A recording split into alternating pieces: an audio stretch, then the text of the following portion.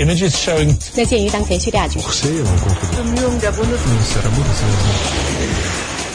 국제뉴스 한반도 정세를 한눈에 황준호의 월드 리뷰.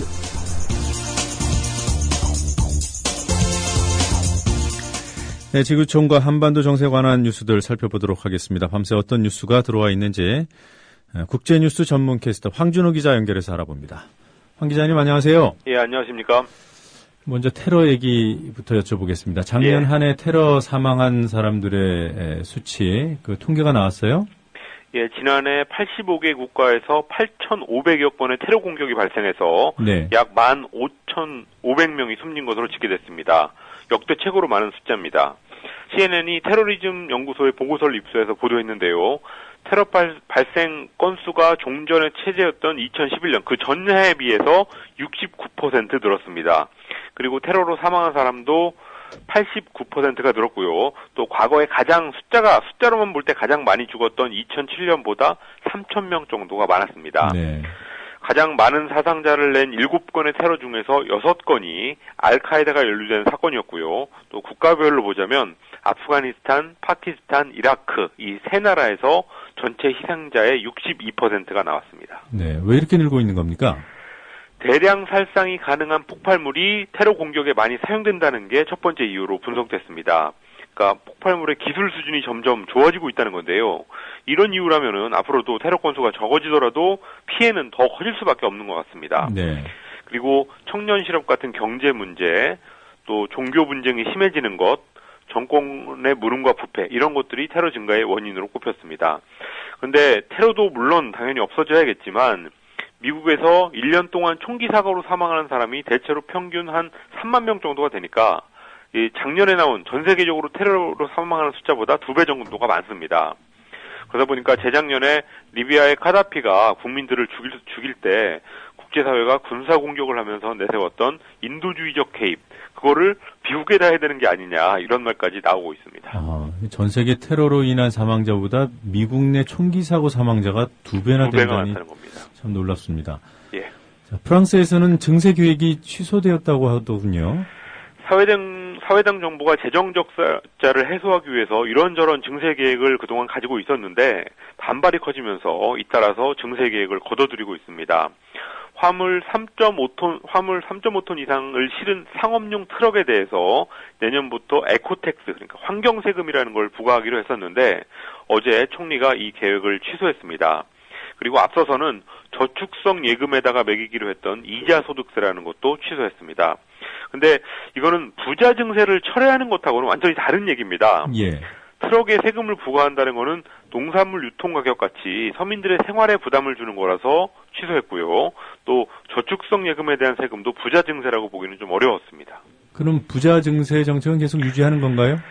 현재 논란이 상당히 뜨겁게 계속되고 있지만 아직까지 철회한다는 얘기는 없습니다. 네. 대표적으로 연간 100만 유로, 우리 돈으로 14억 6천만 원 이상을 버는 고소득자들한테 무려 75%의 세금을 매기는 문제가 현재 쟁점인데요. 고액 연봉자가 많은 프로축구계에서 다음 달에 리그 경기를 취소하겠다라는 경고를 하면서 강하게 저항하고 있습니다. 그렇지만 세율은 조금 낮출 수는 있겠지만 그 부자 증세 자체를 철회하지는 않을 걸로 전망되고 있습니다. 경제계에서도 반대가 많고 또 유명 연예인들이 다른 나라로 이민 간다, 세금 이민을 간다 이런 소식도 간간히 들려오지만 그런데 이 사람들이 돈을 많이 버는 이유, 많이 벌었던 이유, 그리고 현재 많이 버는 이유가 프랑스에 살기 때문에 그런 거기 때문에 들리는 소식에 비해서 실제로 이민을 결행하는 사람은 그렇게 많지 않습니다. 그러니까 고소득자들한테 그러니까 100만 유로 이상 연봉 버는 고소득자들한테 세금으로 75%를 매긴다고요? 그렇습니다. 네. 고이즈미 전 일본 총리의 탈핵 행보 심상치 않아요? 전에도 몇 번 전해드렸었는데 어제는 고이즈미 전 총리가 진보 정당인 3인당의 요시다 다사토미 당수를 만나서 원전 문제에 대한 의견을 나눴습니다. 고이즈미는 어제 만남 후에 여론을 바꿔서 정부가 탈원전을 향한 정치적인 결단을 하게끔 만들 수 있다고 확신한다. 이런 말을 했습니다. 고이즈미가 탈원전과 탈핵 이거를 고리로 해서 정치 연대를 모색하는 게 아니냐 이런 분석이 있는데요. 그렇지만 어제 한 번의 만남으로는 조금 이른 얘기 같고 실제로 어떤 행동을 하는 연대 투쟁으로까지는 나가지 못했습니다. 3인당은 당세가 많이 쪼그라들어 있는 당인데 대중적인 인기가 높은 고이즈미한테 러브콜을 보내서 자기들의 정책 이런 것들을 홍보하려고 하는 전략을 쓰고 있는 것 같습니다. 네. 아베 정권한테는 꽤 골칫거리가 되겠어요? 예, 아베 총리의 정치적인 선배이자 길잡이 이런 역할을 했던 사람이 그런 고이즈미가 아베 내각의 원전 반대 정책에 정면으로 반기를 들면서 골치가 아플 수밖에 없는 것 같습니다. 고이즈미는 또 과거 비자민당 출신으로 2011년 후쿠시마 사태 후에 원전 반대론을 열심히 펴고 있는 호소카와 전 총리하고도 연락을 취하고 있다고 합니다. 그리고 자민당 출신 의원들이 나와서 만든 비교적 진보 정당인 다함께당하고도 원전 정책을 논의하고 있습니다. 요즘 일본에서는 전직 총리들이 이렇게 비교적 양심적인 목소리를 내고 또 동시에 정치적인 연대까지 모색하는 움직임이 있는데요. 고이즈미도 있고 또 개헌 반대를 고리로 움직이고 있는 무라카미 전 총리 이런 사람들이 눈에 띄고 있습니다. 네. 대만에서 그 미국산 쇠고기에서 나와서는 안 될 금지 약물이 또 나왔군요. 대만 행정원의 위생복리부가 어제 유명 구이 전문 레스토랑 체인에서 팔리고 있는 미국산 쇠고기에서 동물의 체중을 늘리고 육질을 개선시키는 데 쓰이는 질파테롤이라는 물질이 그런 사료 첨가제 성분이 검출됐다고 밝혔습니다. 질파테롤은 오랜 기간 먹으면 암이나 고혈압 같은 걸 유발할 수 있어서 대만은 물론이고 유럽연합 이런 세계 대부분의 나라에서 금지 약물로 규정하고 있는 겁니다. 네, 대만이 어떻게 대응할까요? 미국산 쇠고기 문제를 얘기할 때 대만 사례가 자주 언급이 되는데요. 2008년에 대만이 우리보다 미국하고 상당히 까다롭게 협상을 했고 협정도 그렇게 맺었습니다. 그리고 문제가 생겨서 국민들이 반대 여론이 있으면 곧바로 조치를 취해왔습니다.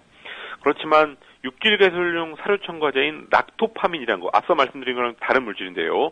이 락토파민이라는 성분이 일부 남아있는 쇠고기의 수입을 막았었다가 작년에 미국의 통상압력 이런 것들에 밀려서 다시 수입을 허용했던 적이 있었고 또 그 외의 제한들도 조금씩 풀어주고 있는 것도 사실입니다.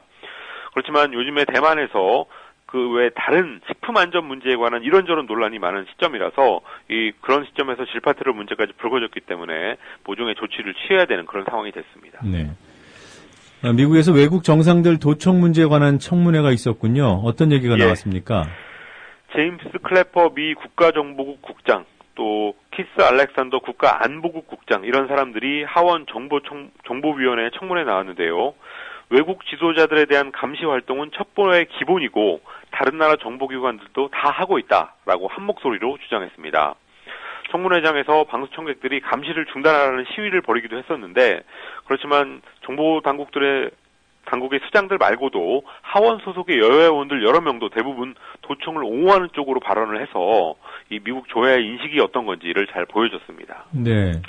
보도를 보면 오바마 대통령은요, 우방국들에 대한 도감청 금지를 검토하고 있다 이렇게 나오던데 의회랑은 분위기가 다른 건가요? 그런 것 같습니다. 뉴욕타임스나 AP통신 같은 미국 주요 언론들이 오바마 대통령이 도감청 금지를 검토하고 있다 이런 보도를 했고 또 상원의 정보위원장도 백악관이 모든 우방국에서 정보 수집 활동을 중단한다고 알려왔다 이런 얘기를 했습니다.